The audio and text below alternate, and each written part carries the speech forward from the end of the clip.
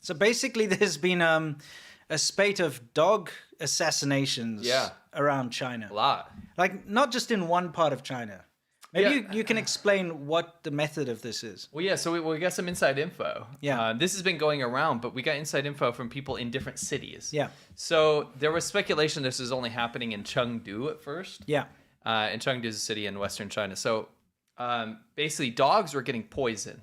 But the poison isn't in food. It's not something that dogs are consuming. It's a poison that affects canines through the air. Mm-hmm. So it doesn't affect humans. Right. It doesn't affect most other animals, but it affects dogs. And all they have to do is smell it, and then they die of like asphyxiation or something, right? Oh, okay. So this was happening around Chengdu. So you'd think, oh, it's just some crazy dude that had got hold of some awful chemical, right? Oh, it's just like going and murdering. But you know, some people are weird, right? They go after certain things. There's arsonists, there's people like that, right? Yeah. So you think that, but then you see it was happening in different cities. We got confirmation from other people. Guangzhou, Shenzhen, Shanghai, and multiple other even mid-tier cities. Yeah. This is happening and at the same time. Yeah, it's bizarre. So most people are saying, oh, it's some weird group online that's meeting online on Weibo or something and deciding to do this. But it seems more sinister than that. I'm just going to put out a theory. Remember in Shanghai how they were murdering people's pets? Mm-hmm. Because the Chinese government is convinced that COVID is being spread by everything. Yeah. Whether it's a rock or a truck tire or a duck or whatever. You know, they keep swabbing stupid things, mirrors on a bus. Yeah. Right? So, of course, a dog that breathes, animals that breathe are definitely possible. It's possible for them to carry airborne diseases and like, you know, whatever. Even if it's not transmissible to humans, it's still... It's not. Yeah, I'm just saying...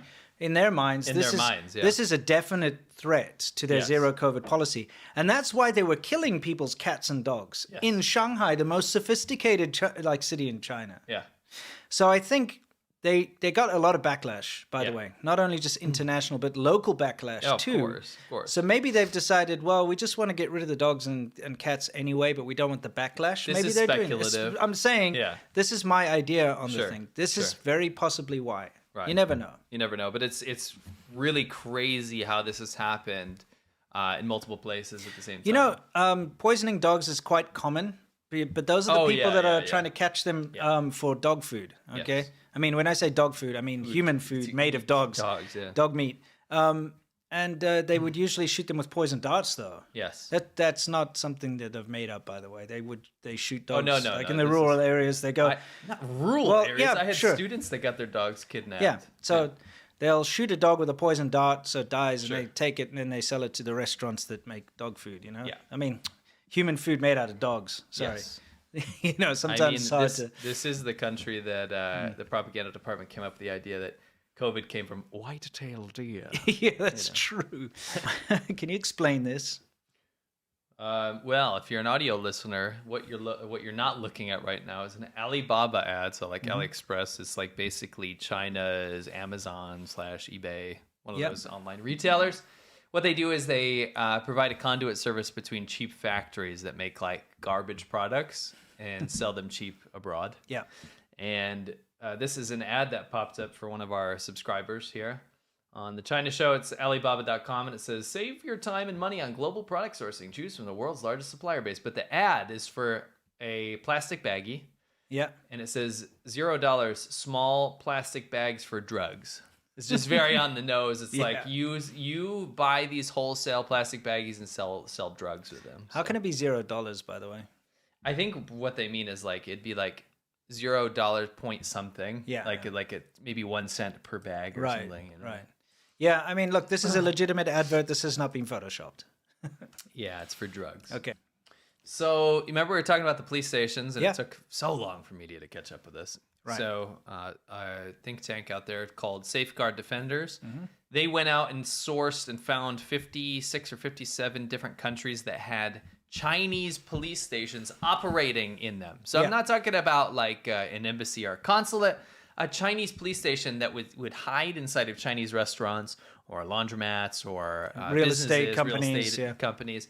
And they would masquerade as a legitimate company, but actually what they were doing was acting as a long arm of the Chinese government in these countries, potentially finding dissidents and finding Chinese people abroad and harassing them to either come home as part of Operation Fox Hunt to get prosecuted in China, or to harass them and just keep eyes and tabs on dissidents abroad. So the FBI has been looking into the one that they found in New York City. Apparently there was one operating out of New York City, which doesn't surprise me. There's a huge kind of